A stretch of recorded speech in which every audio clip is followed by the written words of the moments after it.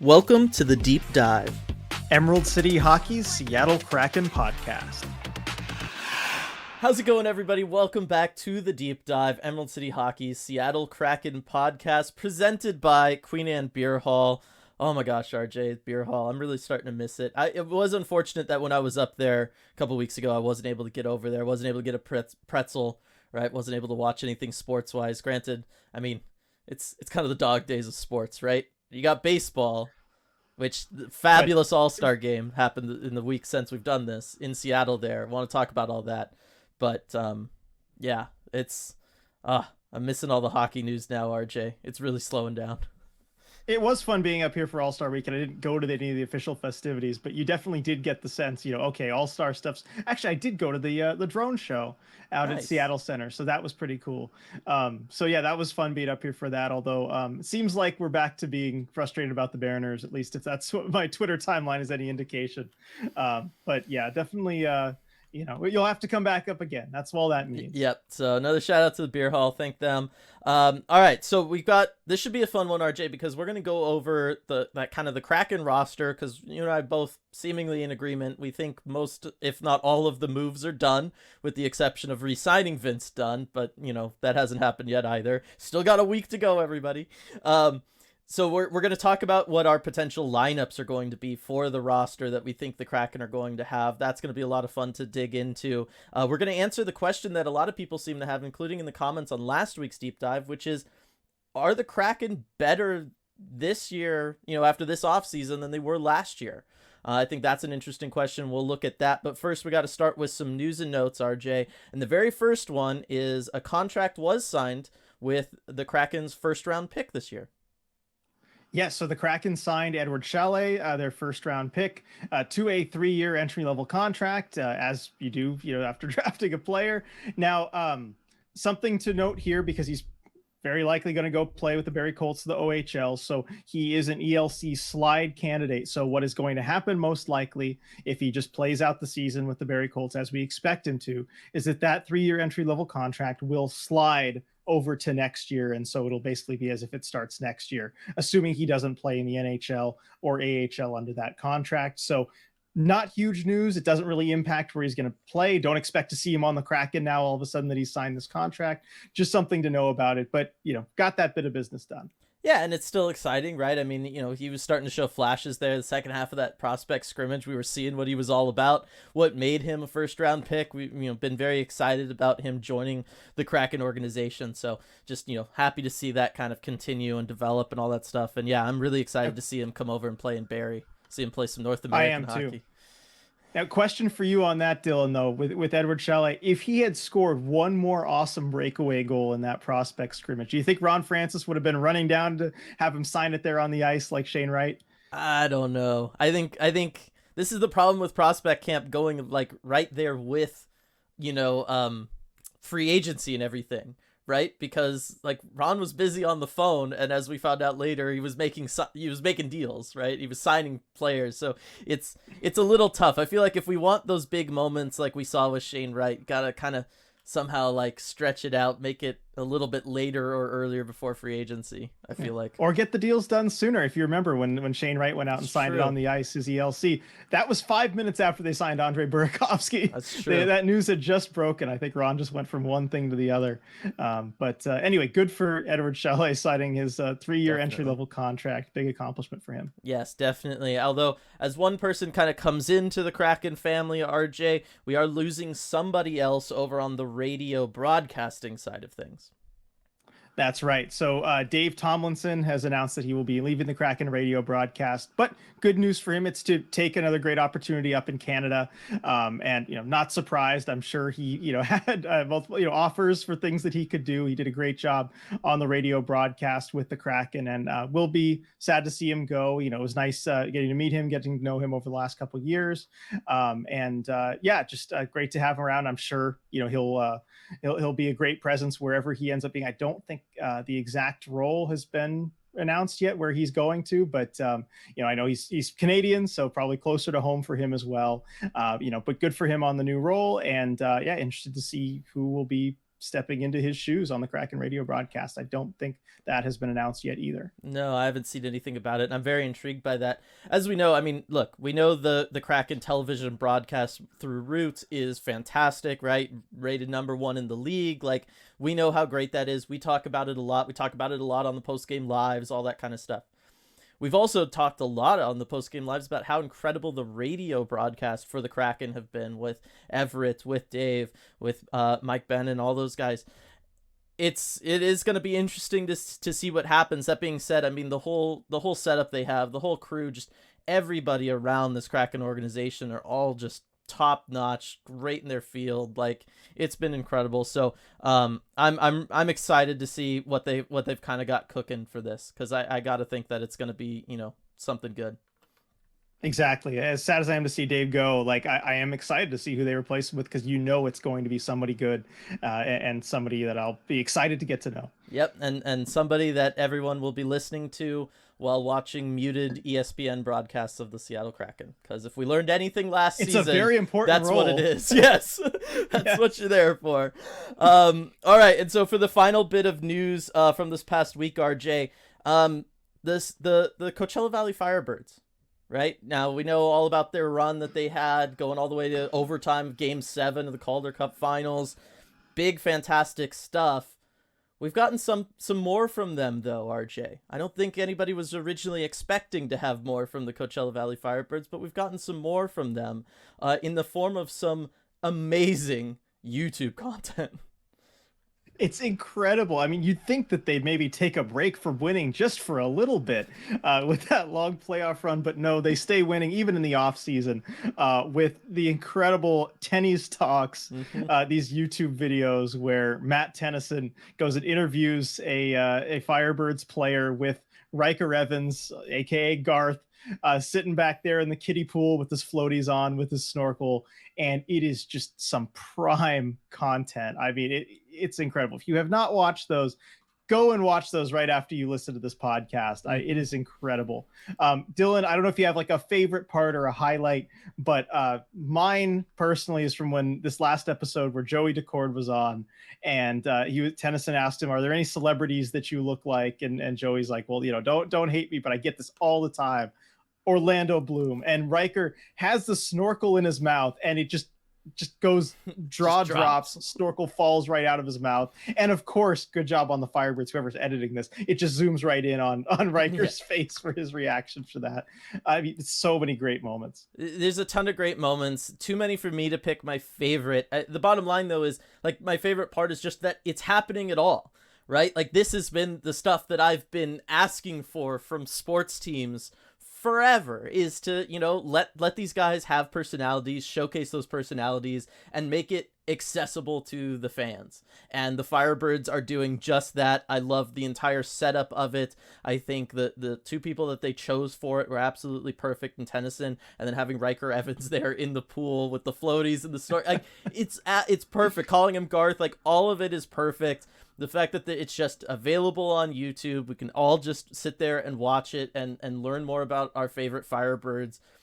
It's everything that sports media from teams should be, in my opinion, right? And I'm just so thankful that it's happening within the Kraken organization. Now, really, the only question is, RJ, when does it happen with the Kraken? And who becomes, you know, Tennyson and Evans if the Kraken do something like that? Who would be your picks? Oh, it's a good question. I mean, it's a shame that if this were to come to pass, that Morgan Geeky will not be able to be involved. I know. Unfortunately, I know. Like, seriously, take some of those fourth, like Geeky. Sprong would be another good one to have there. Unfortunately, all right, I got to think of guys who are still on the team. Yep. You know, who are running the interviews. Let's see. I mean, I'm just imagining going around the. I mean, I could. Yeah, I was gonna say you get to see a little bit more of their personalities behind the scenes than really anybody does, right? So maybe you have some stuff. I was gonna say, if you want me to throw out the couple guys I was thinking of, I can. Yeah, give me who you're thinking. So, look, we know Yanni Gord's got to be involved in some capacity, right? He just has to. I think Yanni Gord as the host works really well, and then, you know, you want somebody to make those kind of snorkel dropping moments in the background, good facial expressions. Brandon Tanev, nobody better. Brandon Tanev needs to be the Garth, doing something in the background, right? Just making faces as, Jamie Alexiak says whatever, or whoever's being interviewed does. Brandon Tanev would be the best person in the world for that. He would be, and if maybe you could sell him on it. Like, look, you don't have to talk. You just Yeah, gotta go back there that's the whole and react. shtick. He just needs to make big eyes whenever someone says something. That's it. That's all you got to do. I feel like just the big eyes alone, might get old. Yeah, But I'm sure he could come up with he can do other more. ways to react. But no, I like that. I'm trying to think. I mean, I would like to see Will Borgen as, I mean, heck, maybe even like a host or whatever. But I don't know that like when the camera's rolling, he'd be ready to do that. But again, if there were just like no cameras and you just had that show for the sake of having it, he would be a great host for it. Like he's who I would pick. Yeah, trying to think who else. I was gonna say Um, he'd be a good one to be interviewed. I feel like Maddie would be a good interview, but I don't know I about think like Maddie would be hosting. great on it, Yeah, but yeah, I think Maddie would be great on it. He'd be a great interview. Honestly, I think like low key he might be a good one for even either the interviewer or the pool guy. But it's just because he's like yeah, the star player, like it doesn't work. But if he wasn't, just with the personality, I think it'd be great. yeah. I agree with that. I agree with that.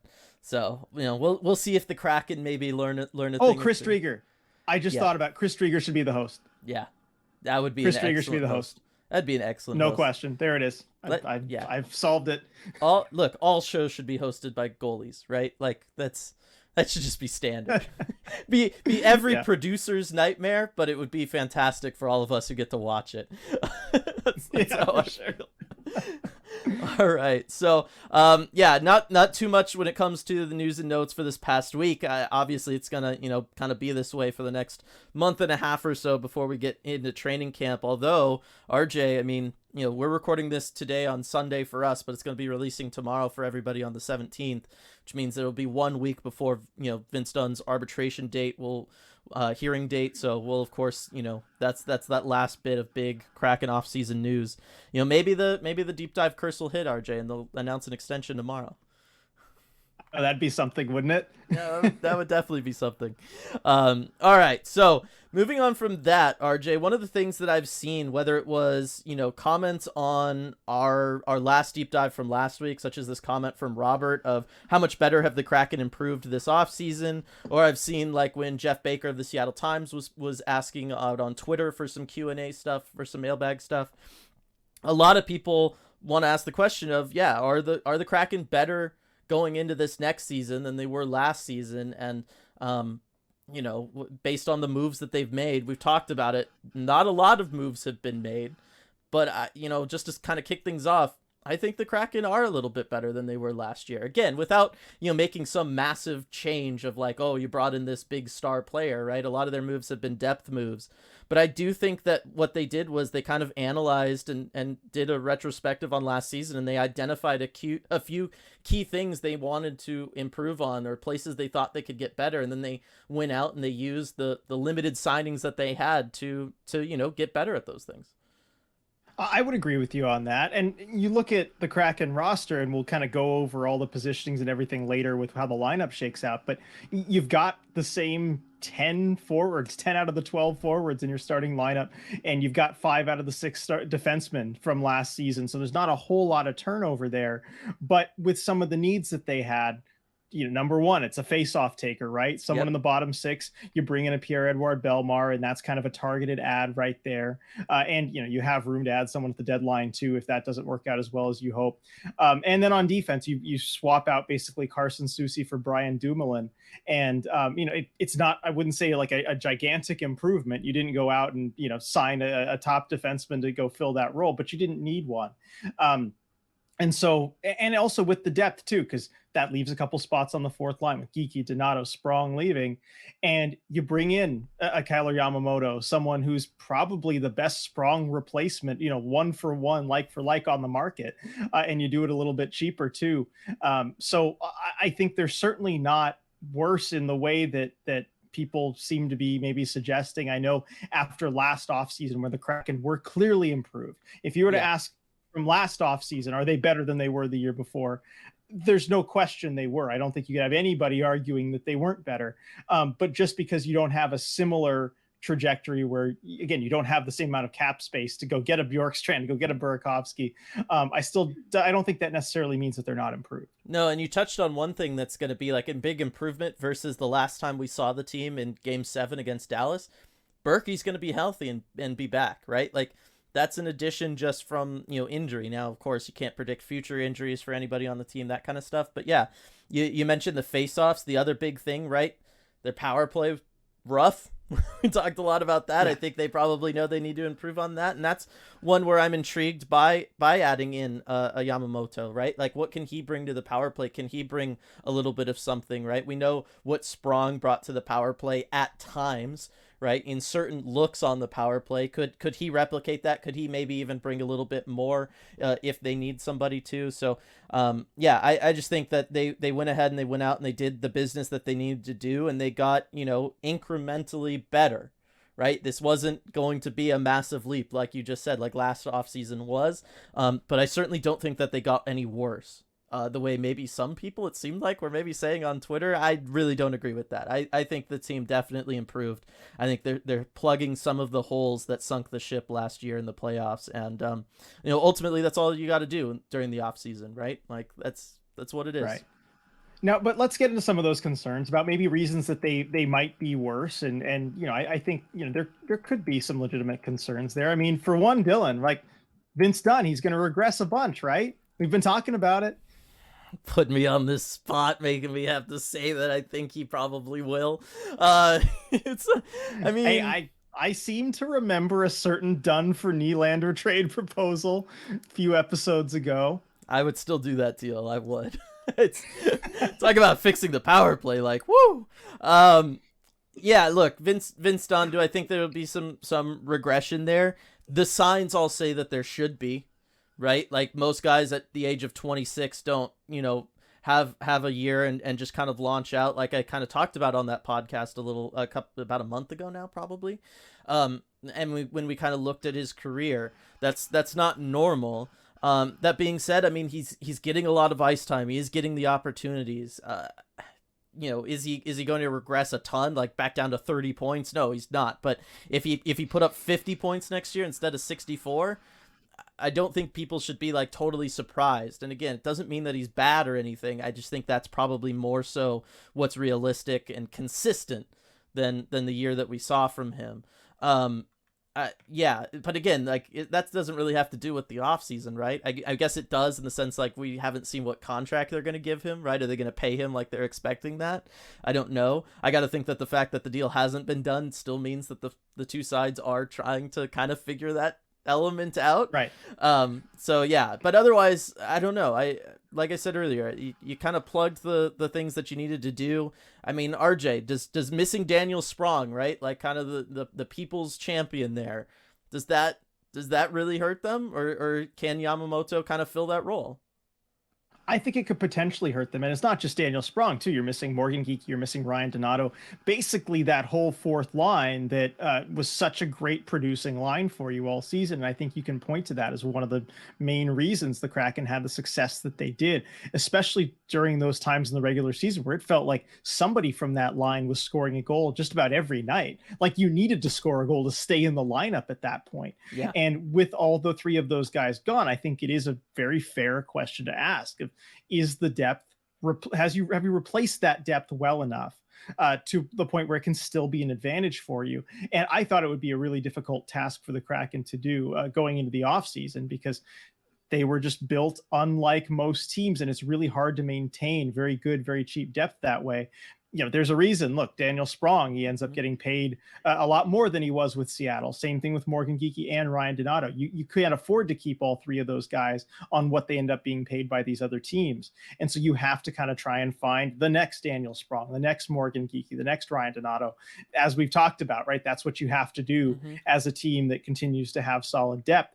And I think they did a surprisingly good job at that, actually, bringing in like a Yamamoto on a fairly cheap deal, someone who I think has as good a chance as any at replacing Daniel Sprong's production in that potential bottom six role. Ty Cartier, I mean, that's, Hmm. not necessarily an off-season acquisition, but the fact that you could really add him potentially into that bottom six and he could be a matchup problem for other teams, given that he has a bit of that scoring touch, he has that physicality, he can fit in there well. Yeah. Belmar is going to do what he does in the Yep. bottom six, and I think play maybe that geeky type of role as you can take face-offs, not going to produce a ton offensively. I don't know that he'll do it to Geeky's level, but overall, I think you actually do still have that situation. Call it a problem if you want, where you have too many players for the spots available. And I think it's such a good quote unquote problem to have. And I think the Kraken somehow managed to have that problem again. Yeah, and I think there's an important distinction to make as well. In that, there is a regular season roster, and then there's the postseason roster, RJ. And I guess I should clarify that a lot of times when I'm talking now that we have seen the Kraken win a playoff series, we've seen them take a team to a game 7 in the second round. My expectations and what I'm thinking of for the Kraken and whether or not they're better or not all has to do with, are they going to be better in the playoffs, right? Because that's what matters now. They've done it to the point where that becomes the new kind of base level expectation. It's not, hey, can we get to the playoffs? It's, all right, once we're in the playoffs, what are we going to be able to do? What are going to be the problems that we're facing? How can we overcome those things, right? How can we, build off of our strengths to bury another team? All of those things. And when I look at the roster, I think there are elements like with the changes on the fourth line, and as you pointed out, how well the last year's fourth line played through the regular season. I think there are elements to maybe making the argument that the regular season style roster maybe did get a little bit worse, right? There is a little bit less scoring there. There's a little less ability to drive offense, against other teams' fourth lines there with the missing of a Morgan Geeky per se. But when I look at a team and what they're going to need to be able to do in the postseason, when it comes time to win a key defensive draw, or when you do need to score on the power play, or you do need someone like a Ty Cartier to be able to go out there and use his big body and hammer somebody and make them tired and, just kind of be a relentless force, coming in and crashing wave after wave. I look at the additions and the players that they brought in, RJ, and I say these guys are guys that are going to do well for them in the playoffs. They're going to make a difference in the postseason, and it's addressing what the Kraken lacked in the postseason, not so much what they had going for them in the regular season, if that makes any sense. No, I think that's a good observation. And certainly when you look at guys like a Daniel Sprong or Ryan Donato, who were matchup nightmares in the regular season with their production, they weren't matchup nightmares in the playoffs. I mean, combined 4 points, in 24 combined games for the two of them over the playoffs. I mean, they just kind of weren't delivering that scoring punch that you came to expect from them in the regular season. And you look at maybe a guy like a Pierre-Edouard Bellemare or having Ty Cartier in a bottom six role, or Yamamoto potentially could provide a better chance of winning in the playoffs. And I do think the Kraken had that in mind. Once you have those expectations set, you start thinking about, okay, now that we know we can get there, how do we get through? And it's not something I think that they put a whole lot of thought or time into last season, because the goal was just to get there. Yeah. I think, and even if you can just get there, you've accomplished a lot. But I do think the team's mindset has kind of shifted there. And I do think they are a better playoff type of team. I think that's a really good observation that you're making there.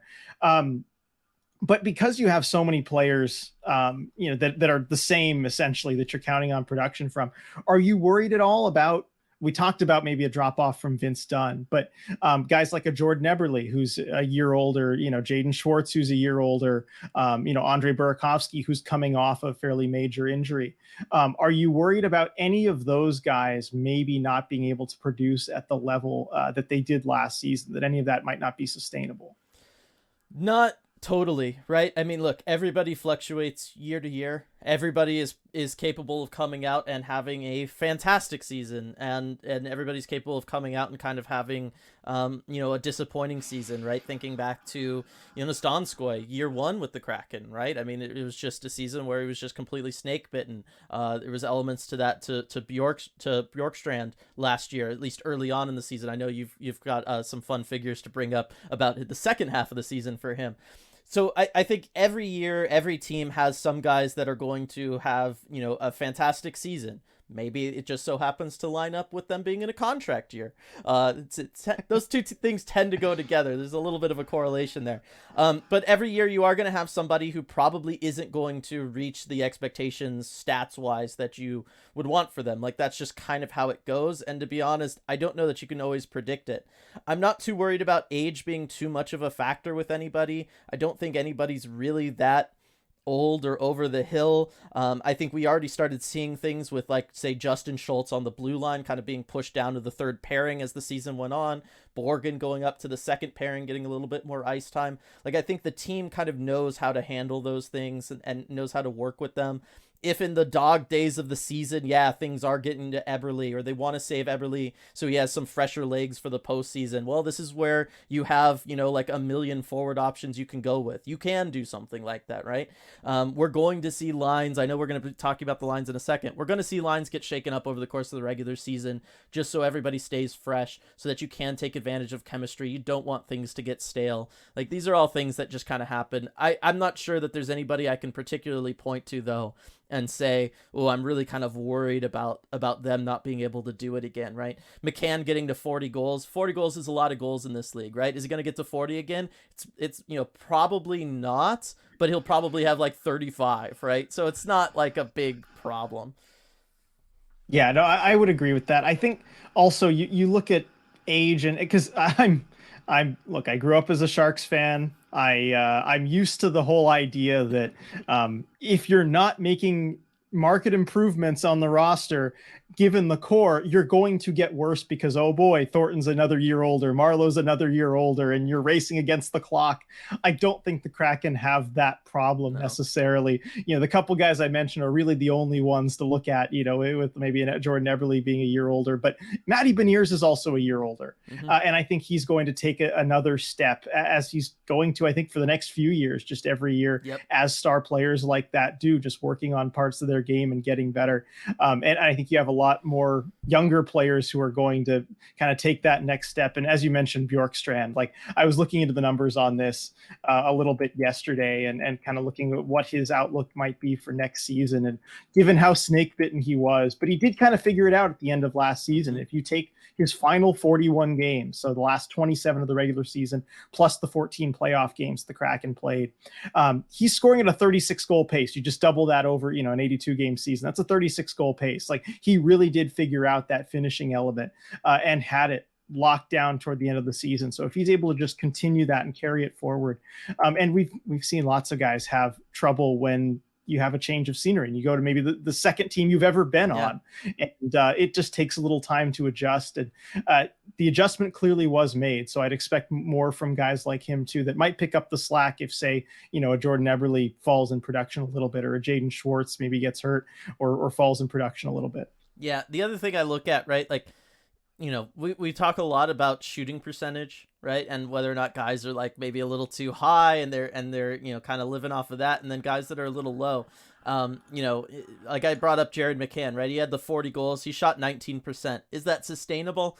No, nobody's really been able to sustain a shooting percentage like that. But on the flip side, just to kind of make my point about how every year you've got guys going in different directions, Yanni Gord shot 9.9% last year. That's he was averaging like 15% in Tampa or something like that. So it's really, he's a career 14.5% shooter. Yeah. So he's a lot better than that. He averaged 15.3% in Tampa. So he's going to improve, just as Jared is probably going to regress a little, right? Like, that's how these things play out. So just to set expectations for everybody. No, somebody's probably going to play out of their mind next year. Maybe somebody disappoints, but even if they're just disappointing counting stat wise, it doesn't mean they're contributing, right? Nobody would say Yanni Gord, oh, he didn't score enough goals last year. What a bum, right? No, look at all the other things Yanni Gord does. Look at all the other things Bjorkstrand was able to do for the team, even when he was struggling to score. Like, there's still a lot of stuff to look at beyond the counting stats. Yeah. So I mean, and the Kraken have so many players like that too. That Yeah. even Matty, he had those Yeah. scoring slumps, significant ones where he had those kind of rookie wall moments Yep. last season, and he's still maintaining a really good 200-foot game. So if you have enough of those guys, it makes it easier to deal with when you have some cold streaks versus some players who, if they're not scoring, they're not doing a whole lot else for you either. Yeah, exactly. So, all right, let's move over now to talking about line combinations here, RJ. All right, because I want to talk about this. I want to get into this. I want to see what everyone's kind of thinking about this. And I'm throwing up on the YouTube version right now, and we will go over it for people who are just listening to the audio version. But I'm throwing up on the YouTube version, RJ, our projected lineups. Now, what we went ahead and both did was we gave the lineups we think we're gonna see, and then we're gonna talk about the lineups we want to see, because there's a pretty big difference there. So I'm throwing up the lineups, RJ, that you and I both think we're going to see, and I'm throwing them up at the same time because there's a lot of stuff that's the same here, RJ, as I look at these two graphics side by side. We basically think the top 9 is going to stay the same, really, from what we saw at the end of last season. That's, of course, a first line centered by Matty Beniers with Jared McCann and Jordan Eberle on his wings. You got a second line with Wenberg in the middle with Schwartz and Burakovsky on the wing. And then, of course, that famous Yanni Gord line with Tolvanen and Bjorkstrand. Why wouldn't they go back with this, RJ? Like, it makes no sense to do anything else, right? Right. If it ain't broke, don't fix it. I think these combos of the top 9 were working very well toward the end of last season. I think we may see Hackstall kind of mess around with the lines a little bit early on in the season because he just likes to do that to see, okay, well, he likes to experiment basically and see what works, what doesn't. But I think these are the ultimate top 9 that they're going to kind of fall back on, when they want things to work at their absolute best. And yeah, the chemistry with these lines. I mean, Jordan Eberle, I think, played about 85% of his minutes with Matty Beniers. Those two are going to be attached. Jared McCann there, in the top 6. Like it all just really makes sense. And really kind of leaves the fourth line as the only factor for, okay, what's going to happen? How the training camp battle is going to go? And what look does Dave Hackstall want to go with? Right. And there's a lot of options for the fourth line. And that's something that I realized while doing this, RJ, was that, like, just when I thought, oh, I've got it set, I would remember somebody else. And you're just like, what? How? Why? Like, there's so many. How is this supposed to work? So this is where we have some deviation, but I will start with one thing we both have the same. We both think Brandon Tanev's going to be in the lineup and playing on the fourth line, right? There's no way I see a Kraken lineup if Brandon Tanev's healthy or Brandon Tanev is not out there. And a lot of that has to do with, yes, the energy and the excitement, and he's fan favorite, all that kind of stuff. But it's the penalty kill, RJ. Dude is such a good penalty killer. There's no way they're running a lineup where they don't have him available for when they need to go on the PK. He's a beast on the PK, and also just his defensive impacts too. I've had the chance to look at some more, advanced stats and look at the analytics picture on Brandon Tanev kind of after everything settled from the season, and it was a lot better than I expected. Really, I mean, the underlying numbers are very good, and I know that's something the Kraken are paying attention to as well. He's going to be in the lineup. He's going to be creating that energy, even if it is in more of a fourth line role. And also, I know Dave Hackstall likes to maybe throw him up into a top 6, like pair him with maybe an Alex Wenberg late in a game if you're defending a lead or something like that too. Hackstall likes to kind of rotate him through on spots where maybe you're missing somebody or maybe you want to add a little bit more, defensive punch or a little bit more energy there. Yeah, exactly. So now we get to the first difference, and that's who's centering the fourth line. All right. Now I mean, you have Belmar there centering the fourth line, yep. And I would say that's probably the betting favorite. I went ahead, though, and I stuck Shane Wright. I think come game 1 against Vegas, I think there's a good chance Shane Wright's in this lineup. I think that he's, after what we saw from him in dev camp, I think they really do want him to come in. I talked about it last week, I believe it was, where I thought the signing of Belmar, yes, it'll add some stability come the postseason time, but I really think a lot of that is also, that's someone to challenge Shane Wright. I really do think that Shane Wright is in a spot this offseason to accept that challenge, coming off what he was able to do with the Firebirds, coming off what he was able to do in junior when he was down there with Windsor. I really think Shane Wright's in a spot where he could go ahead and challenge for that 4C role. And, maybe we don't see him there all year, but I do think, at least coming out of camp, I think he could do it.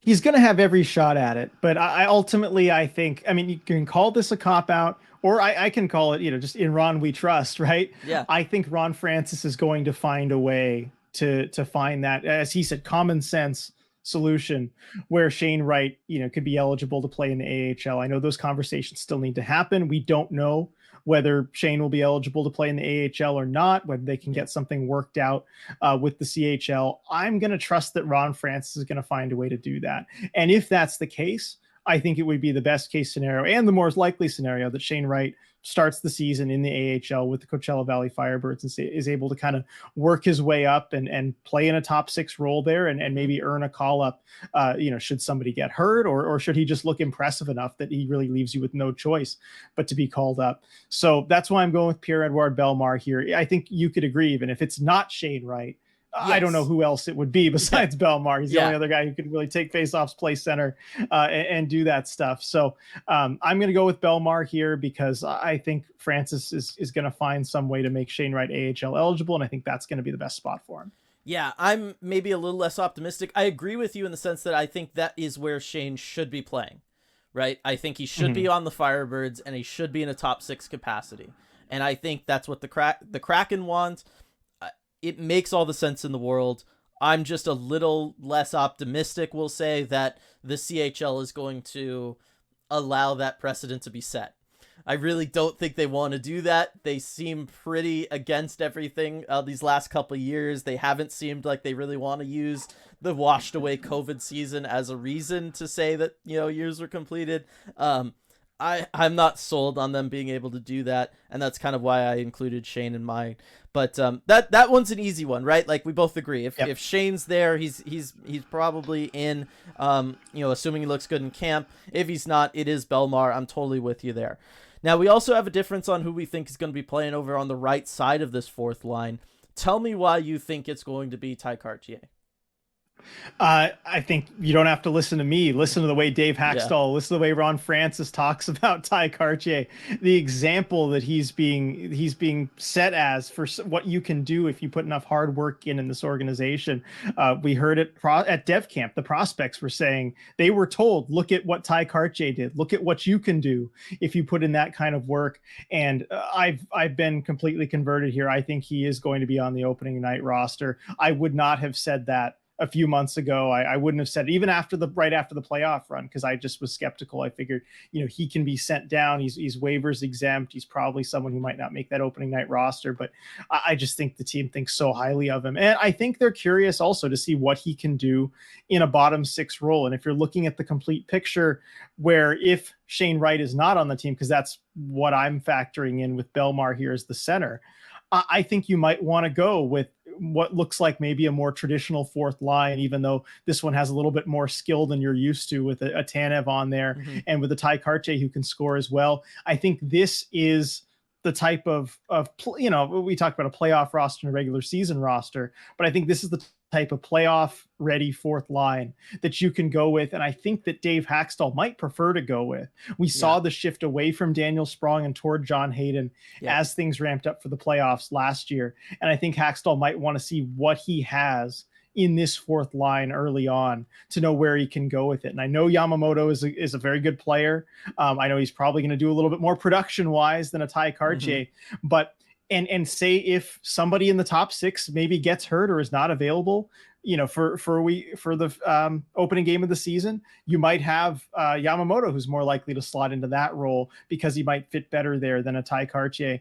But even though we know Cartier can do both, but that's why I think he's going to be there starting on the fourth line.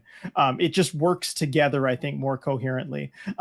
Where I think maybe you might be able to make the argument that if Shane Wright is there, as you say he'll be, then maybe Yamamoto's a better fit. Yeah, I think that's part of it, and that did influence why I put Yamamoto there on the fourth line instead of Cartier.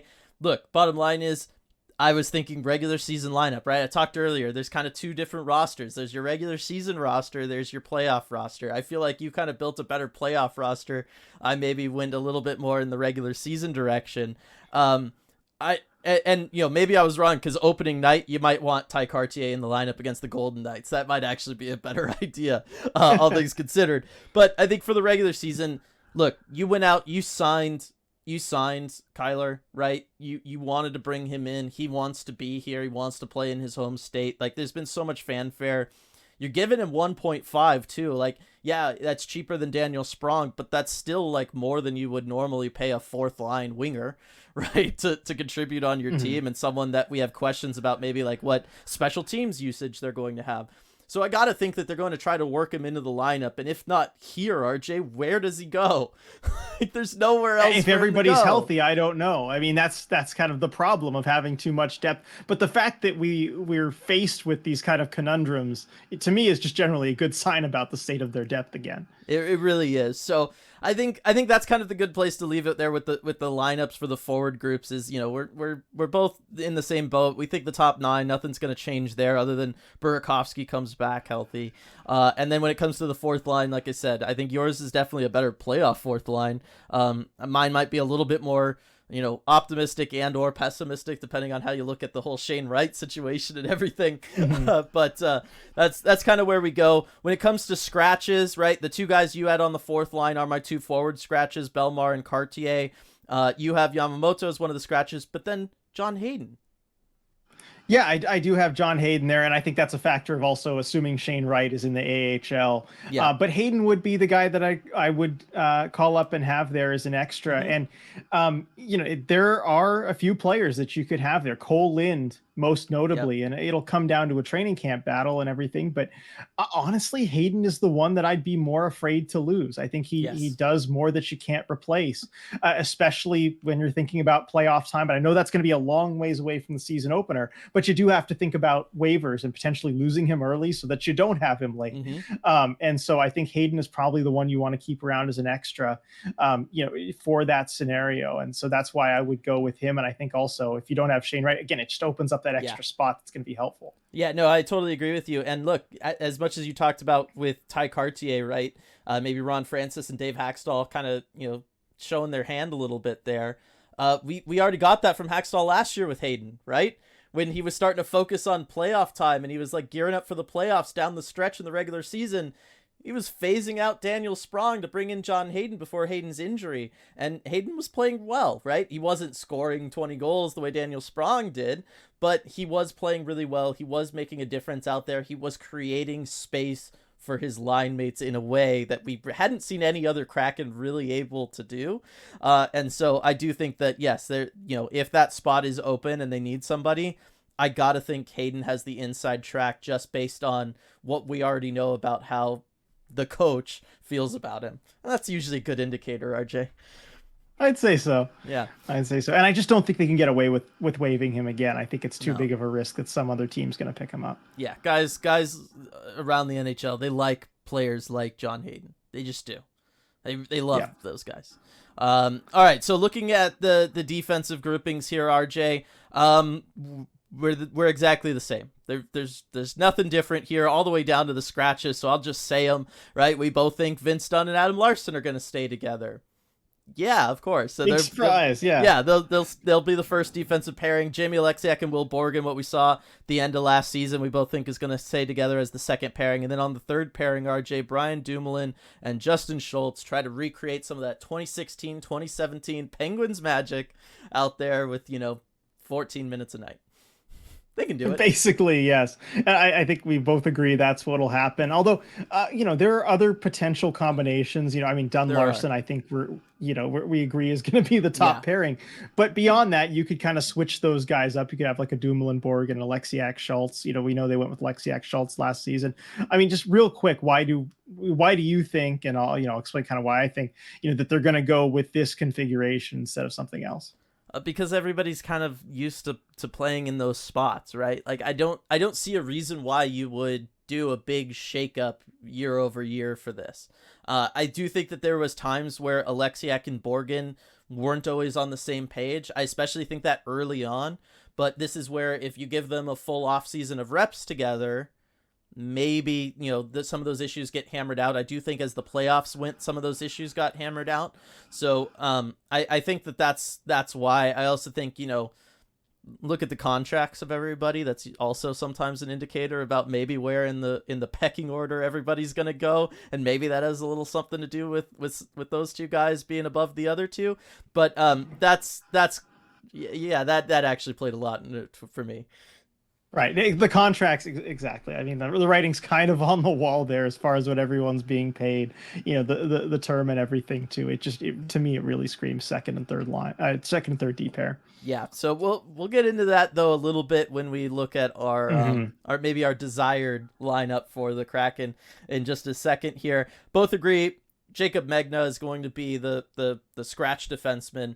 I don't think it's going to be Cale Fleury. Megna is the guy. He's the guy. Yeah, he's the guy. He's more of an NHL veteran. He's got more experience. He's probably going to be sitting in the press box a lot as he was last season. Kind of feel for him there. Yeah, well, just keep him company, keep him happy, RJ. Goalie-wise, Grubauer, right after the playoff performance he had, he's the number one. No questions, right? Like, this is a Philip Grubauer-led goaltending team. We do differ, though, on who we think is going to be his teammate with the Kraken, all right? So, you've got Joey Decord. I've got Chris Drieger. I'll be honest. I've got Drieger there again because of the contract. Because unless they decide to really just kind of waive him and send him down, RJ, I think they want to get him in some NHL games, see what he's got, so they know what he still has coming off of the injury at the NHL level. And potentially then maybe you open yourself up to something where if you retain a little bit of salary, you can trade him and then bring up Joey. Yeah, and well, interesting. The reason I go with Joey is because the contract. We can get to that a little bit too. I think it's going to be a really close battle over training camp, though, and I do think we really don't know at this point. And a lot of it is going to depend on how they play, because they're both going to get preseason games. I think that'll play a big factor in who's looking better at that point. It's going to be an open goalie competition, and I think there's a chance it could go either way. I mean, even going with Decord, I'd handicap it like 55-45 or 60-40, something like that in their favor. But I do go with Joey Decord, and a lot of that is based on the contract, because I think if Decord gets the first crack at the backup job, it increases your likelihood to be able to keep all three. Because if you send Chris Drieger down to the AHL, nobody's going to pick him up. I mean, we have proof of concept with that last season, sending him down. I don't think a whole lot has changed. I mean, feel free to disagree with me there, but I don't think teams have seen enough to want to pick up that last year of Drieger's contract. And so I think you can kind of keep all three there. And then heck, if somebody gets hurt, if something Grubauer or Decord goes down, you need another goalie, you have usually that emergency exemption where you can essentially carry three goalies for a little bit if you need to, versus sending Joey Decord down. I still don't think that he'd be likely to be claimed just because of the contract and the term, but I think he'd be more likely given that the ticket isn't as much, at 1.2 million, and that honestly, he's looked better more recently. And I think teams, especially with goaltending, that is very important, because goaltending can fluctuate wildly, right? And the guy who's looked better more recently, I think, is going to have the higher standing. And so that's why I'd give the edge to Joey Decord. And also, that's a reason I think he might just play better in the preseason. Yeah, I look, I totally agree with you. I think Joey is far more likely to be claimed off of waivers than Chris Drieger. Maybe I'm just thinking too early on regular season, right? If Drieger's able to come in, look good for 3 or 4 games, something like that, you can do something with him, and then, make way for Joey, and that way Joey is also getting, starts in Coachella Valley, right? And so he's getting more regular playing time than if he was just up with the Kraken, and then if there's an issue, who knows? So yeah, I what you say all makes sense. I think there's a ton of logic to it. I just think if you can maybe do the thing with Drieger, I don't know. Maybe I'm just thinking about everybody's feelings too much. Right. Well, that's the thing. I thought about the possibility of auditioning Drieger, and so I did take that into account. But I figure, if you're looking at this from kind of a colder just team perspective, right? And the best case you can hope for, I think, is showcase it to the point where a team will give you either nothing, or a late round pick for Chris Drieger. Yeah. Basically, you kind of shed the contract, clear space up for Joey, but I don't know how that helps you really a whole lot this season. It's good for the player, but honestly, I think you look at the Kraken's history with Chris Drieger, and I don't know that they care a whole lot about that, really. You had him as the projected starter, kind of coming off the expansion draft. You go and take a detour and sign Philip Grubauer and do that to him there. Yeah. I just, I don't know that they care a whole lot about that, or that they necessarily are that committed to him as part of the future for the team, or even being an integral part of the team this season. Yeah, no, I totally feel where you're coming from. I totally do. I don't know. I think there's something to the seniority of it and the contract situation. But we'll see. And like you said, right? We don't know. This is going to come down to training camp. There's no way for us to know what's going to happen there yet. All right. So moving on here towards the end of the podcast, let's talk about what we want to see, RJ, right? Because that's all what we think is going to happen, and we're using our all of our insider knowledge, RJ, that all that insider knowledge we have to come up with those lineups. Now it's just our time to have some fun. All right, looking at these rosters, RJ, as I throw them back up. All right, we're in agreement on the top 6 of the forward group, right? Sticking with the Matty, McCann, Eberle, and Wenberg, Schwartz, Burakovsky lines. There we go. We're in agreement. We're in alignment. RJ, sell me on why the Gord, Bjorkstrand, Tolvanen line should stay together, or should I say, sell me on why that line's not going to get stale at some point. Well, they didn't get stale over, I don't remember how many games exactly they played together last season, but it was a lot.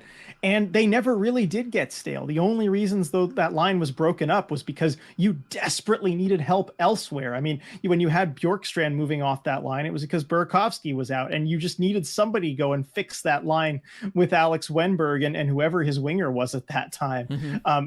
Hackstall seemed really resistant to breaking up that line, and I continue to see why. You look in the playoffs, I mean, that line was a matchup nightmare at times for Nathan McKinnon's line. Like, if they were going to get stale, I would think it would have happened already. Now, that line might be broken up at some point during the regular season. It's a long regular season. Hackstall's going to want to experiment, and it's good to do that, to know what you have. But I think overall, this is a line that you want to keep together long term until they force you not to. And those guys just have so much chemistry. You're looking at Yanni Gord, as long as he's playing center, you just got to give him wingers that play as he likes to say, predictable game, kind of a north-south game, do their thing. Oliver Bjorkstrand, can be that, and Ellie Tolvanen is definitely that. I guess 2-word response to you would just be, why not?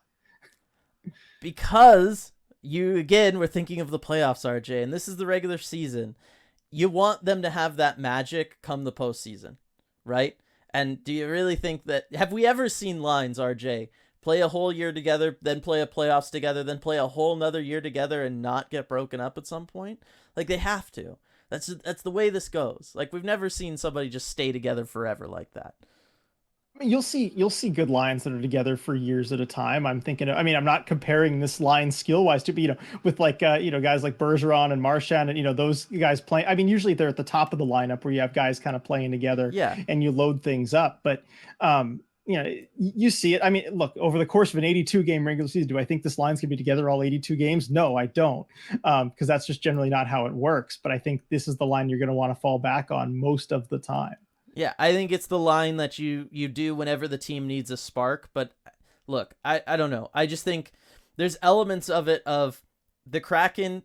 If the top 6 isn't going to be able to produce the level of offense that the Kraken are going to need all the time, you need, I think, maybe sometimes a little bit more from the third line. And maybe some of that just comes with Bjorkstrand turning it back on, and then Tolvanen gets going again. But I felt like that line was turning too defensive. And I feel like, again, that's great for the postseason. I don't know that it helped in the regular season as much, where, as we talked about earlier, the fourth line became your like depth scoring line and all of that kind of thing, right? And I feel like if you can take Yanni Gord out of the mindset of being a center and I'm shutting somebody down and I'm doing all that stuff, look, you have that option whenever you're playing a big team and you do need him to shut somebody down, right? Maybe game 1 against Vegas, you do that so you can go out there and try to shut down Mark Stone or Jack Eichel.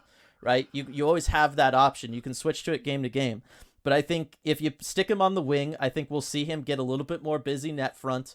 I think you're going to see his scoring production go up a little. And then again, when we're talking about wants and desires for the Kraken lineup here, RJ, I want Shane Wright on this team, and I want him to be put in a situation where he's going to learn throughout a regular season, and he's going to learn lessons, he's going to grow, he's going to develop. Is it going to be rough at first? Of course it is. It always is for young players, especially guys who are playing in the center role. But I think while you've got Yanni Gord around, while you've got somebody like that who can mentor him, while you have a Wenberg to kind of be on that second line and you don't need to force Wright too far up the lineup, I think it makes more sense, at least early on in the regular season, to go ahead and stick a Shane Wright onto that third line, bump Yanni Gord over there so you can still help him with faceoffs. You can still help him with a lot of things out there on the ice. You got Bjorkstrand as a proven offensive threat going around and somebody who is predictable that's going to help out Shane Wright too. And I just think that that's a better setup for the kind of long-term approach for the Kraken. And then, playoff time gets closer and you go back to Gord, Bjorkstrand, Tolvanen, and you get that magic back and you go into the postseason. I don't think the magic would be lost by breaking them up early on. You know what I mean? Like, I'm not worried about that. Right. I think long-term it could stay together. And if you're committed to Shane Wright playing a substantial NHL role this season, then I could see the merits of a line like this because you're putting him in a position to succeed. And that's one thing that I, maybe worry about with with a line that Shane Wright's on, on the fourth line with a Brandon Tanev and maybe a Karchi or Yamamoto, that maybe there's not enough there to kind of help him out and build that confidence and score some. I think it's a good position to succeed that you're putting him in. I don't think it makes you a better team. I think you maybe sacrifice a little bit in the regular season there. And look, we both know that regular season seeding doesn't matter a whole lot. But I don't think that Dave Haxtell necessarily thinks that way. And I don't think that they're taking a playoff berth for granted this season. I think other teams maybe are in a position to do that. I don't know that the Kraken are. And it's something that Ron Francis talked about at the end of the season, that like you can't take it for granted. You can't guarantee anything. He said this league's too good, to think that you're automatically going to be in the top 8 in the conference every year. And I think honestly, that's not the case for some teams. I think some teams really can take that playoff berth for granted. I don't know that the Kraken can at this point yet. And so I think, you're probably making yourself a little bit worse today to make yourself a little bit better with Shane Wright tomorrow. Yes. And to what you were saying towards the beginning of that, RJ, this is not what we think will or, happen. Yeah, this is what we want to have happen. Right? Stop applying logic to like the what we want to have happen, right? That was the whole point of this, right? Otherwise, your roster would look exactly the same as the ones we just looked at. That's true. And of course, I have my cop out that I want Shane Wright to be in the AHL to start. So right, which we both do, but I'm working under the different assumption. So okay, that fair enough. Fair right? enough. Yeah. So we've already established this. Why bring it up? No, I just think that it is one of those. Will it make your roster worse for the first 20 games of a season? Absolutely it will. I'm not going to argue that point at all.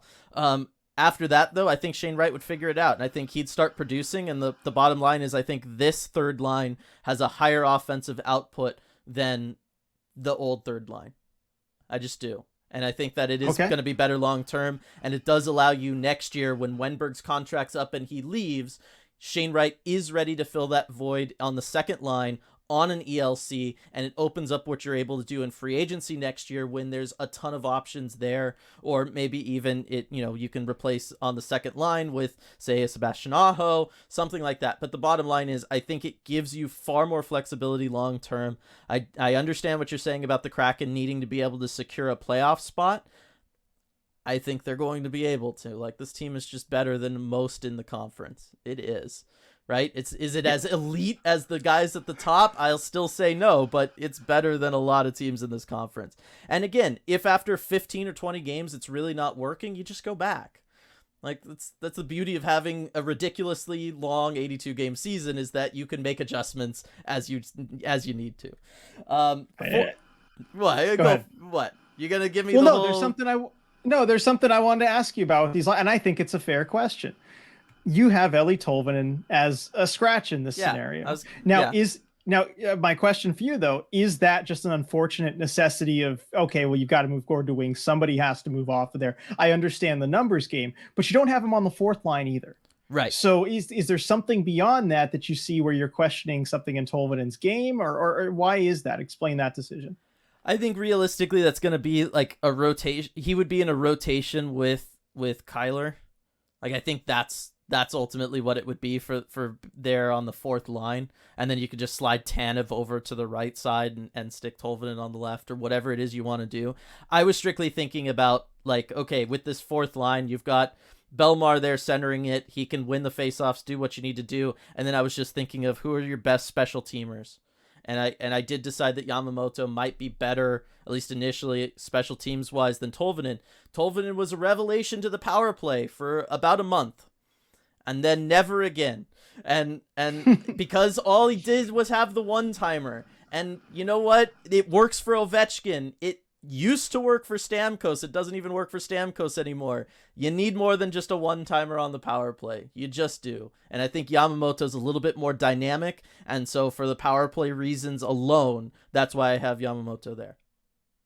Fair enough. I don't think you need more than just a one timer on the power play. If the I'm going to go ahead and blame coaching here in the systems for it. Yes, but there wasn't a change there because you have the threat of Oshie and Carlson and all those guys. They can do something else besides feed the one timer. It works. It worked for Stamkos because they had Kucherov on the other side with another one timer that you could do. I think if you had a more varied Do they not still have Kucherov there on the other side?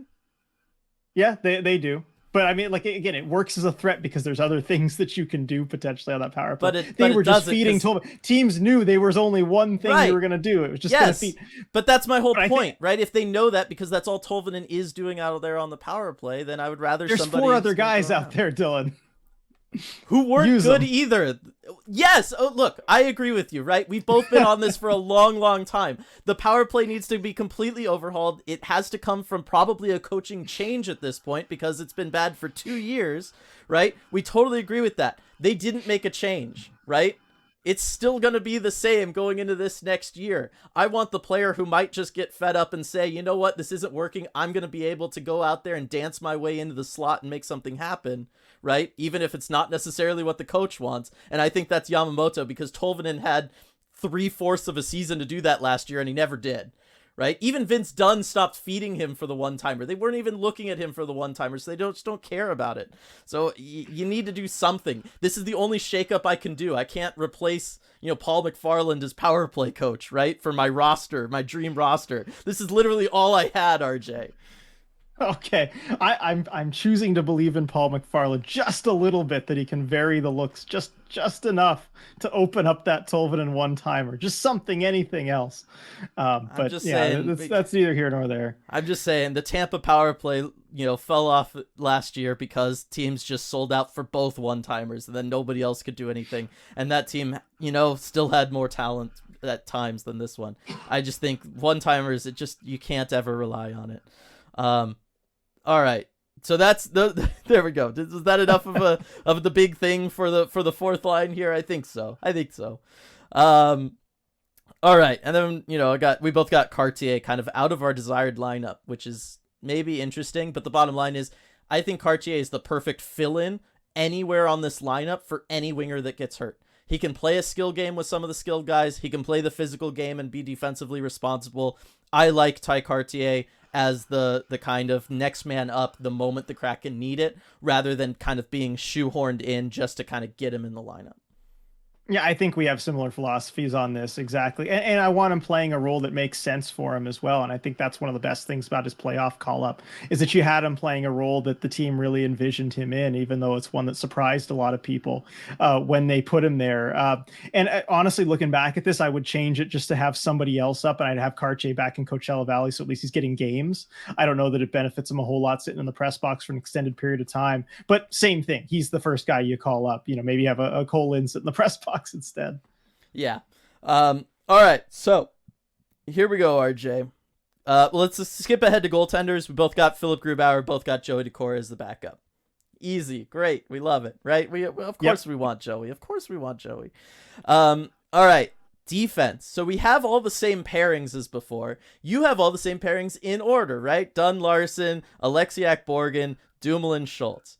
What I went ahead and did is I swapped Dumoulin Schultz and made that the second pairing, and I have Alexiak Borgen on the third pairing. And I'm assuming you want me to tell you why, RJ. I would like that. I would very much like that. It's because there was a lot of times where Alexiak Borgen was bad. That's why. There were what an unpredictable answer, Dylan. I know. Look, I talked about it earlier when talking about them, and to their credit, especially come playoff time, they made a lot of improvement together in how that they played, and they were starting to figure things out. There is so much. I've talked many times in the past about all of the things that defensemen have to process, why it's such a difficult, if not the most difficult job in hockey, all the things, all the information they're having to take in and make decisions with and do on the fly, how they have to keep track of where everybody is. Like it's a lot of mental workout. And then compounded on top of that is you have one other person there to help you out with all of that stuff. And because everything's happening fast and because of the nature of it all, you can't just verbally communicate to that person easily. You can't make sure you're on the same page as things are happening and have conversations, right? This isn't like you're in a situation room somewhere dealing with, the launch of something or whatever it is, right? You just have to go based on kind of unspoken reading the other person, knowing how they want to play, and that takes time to develop. And I think that that's what we saw slowly work in over time with Alexiak Borgen. I still don't know that it was enough.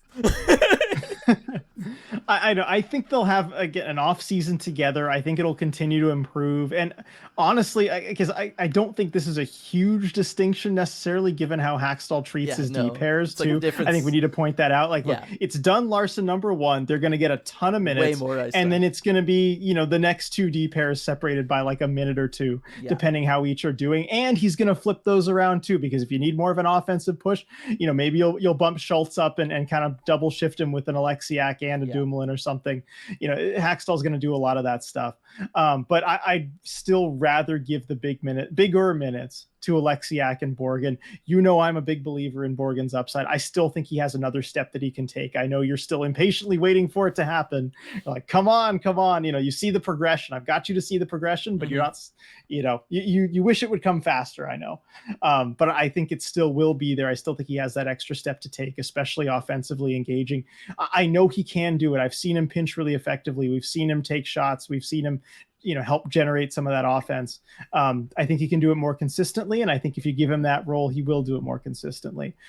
Dumoulin, I also worry about just a little bit, given the numbers didn't look so great for him. He was playing big minutes with that Penguins team, but defensively, he was a bit of a liability at times. And I think he can absolutely steady things, in a lesser role. And I think even if you put him on the second pair, it's a lesser role than what he was playing in Pittsburgh. And that can help him.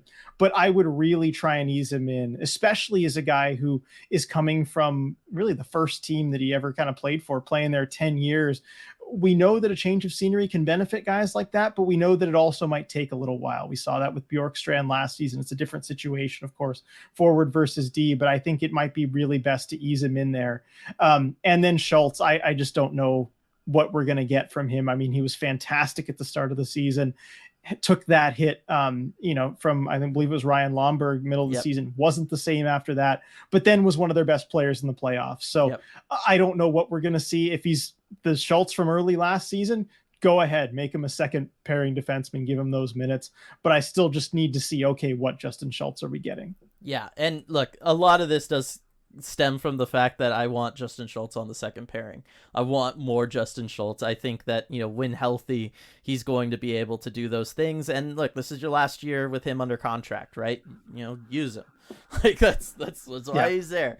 And so, and I just think that, they work better as a pairing. And I think Dumoulin is used to having more minutes. I think he can consume more minutes. And I think him being with a Justin Schultz, a lot of his issues last year was he looked a lot like Vince Dunn first year with the Kraken, where it's like horrible pinch after horrible pinch after horrible him trying to be an offensive defenseman that he's just not.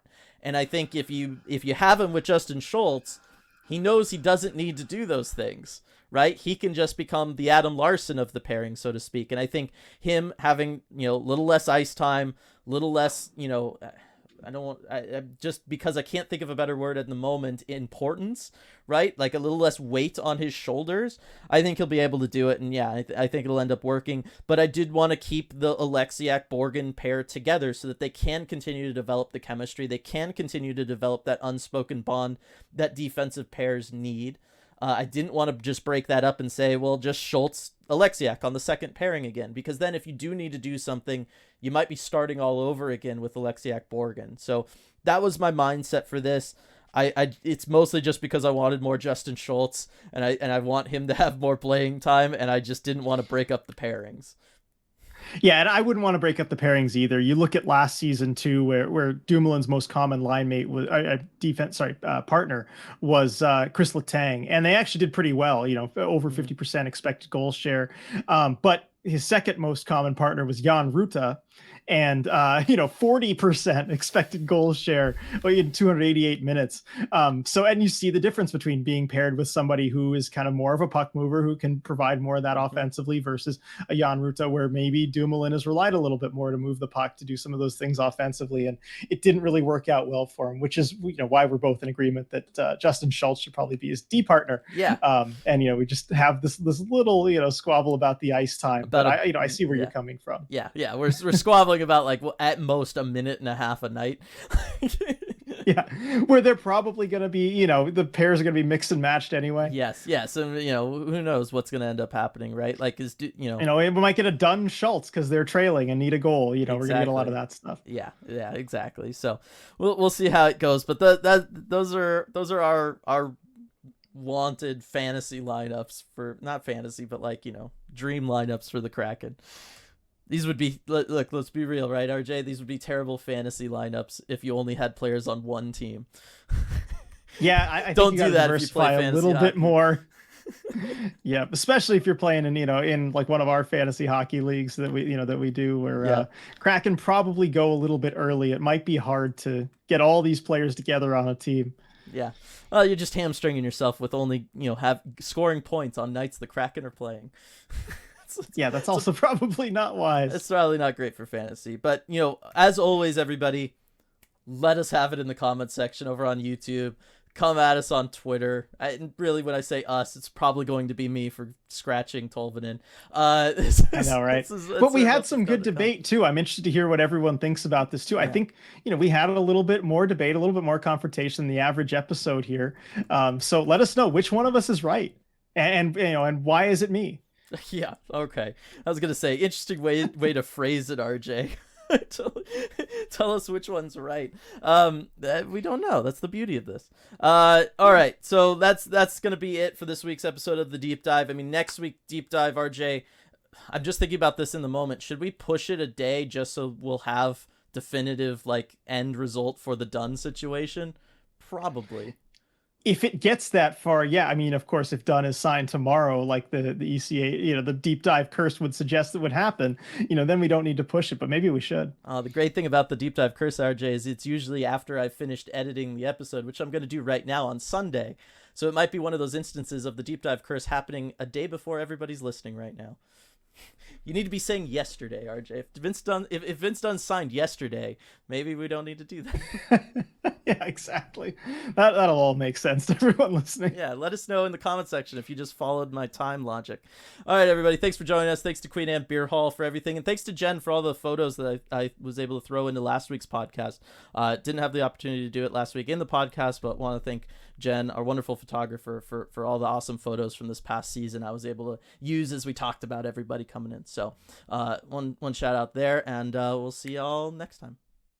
Hey everyone, before we go, we just wanted to give a quick shout out to all of our awesome patrons over at patreon.com/Emerald City Hockey, especially our Terror of the Deep patrons: Absurdly Sane, Alex, Andrew, Anonymous, Ben, Brad, Burnt Creme, Kaylin, Chris, Cody, Connor, Coop, Daryl, Denise, DJ Singletone, Duthin, Eli, Elizabeth, Evan, Habak, Gaby, Gary, Gregory, Jay, Jane, Jeremy, Jessica, Joni, Joseph, Josh, Joshua, Katie, Keegan, Kepler, Kitty B. Kraken, Leanne, Light, Lonnie, Mark, Maya, Michael, Michelle, Noah, Nori, Nunya, Paige, Paul, Rayanne, Rebecca, Ryan, Sarah, Scott, C.A. Kraken, Sean B., Sean O., Sergey, Shannon, Shoeshine, Skeletal Tendency, Steve, Steven, Striatic, Pasty Kobold, Team YMIAT, Tank Commander Ty, Wendy, Strife, and Zane. thank you so much for making all this possible. We really appreciate your support.